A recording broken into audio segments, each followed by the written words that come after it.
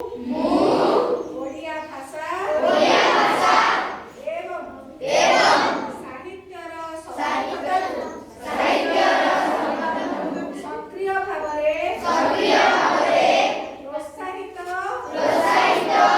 ଏବଂ ପାଳନ କରିବାକୁ ପ୍ରତିଜ୍ଞା କରୁଛି। ଦୈନନ୍ଦିନ ଜୀବନରେ ନିଜ ମାତୃଭାଷା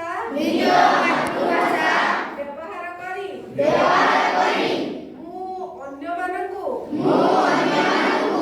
ମୋର ଭାଷା ସହ ପରିଚିତ କରାଇବି। କାହାଣୀ କବିତା ଏବଂ ପରମ୍ପରାର ଆଦାନ ପ୍ରଦାନ ମାଧ୍ୟମରେ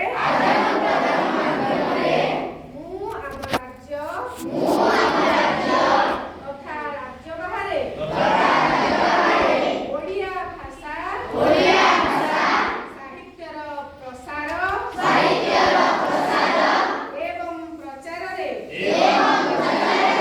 ସହଯୋଗ କରିବି।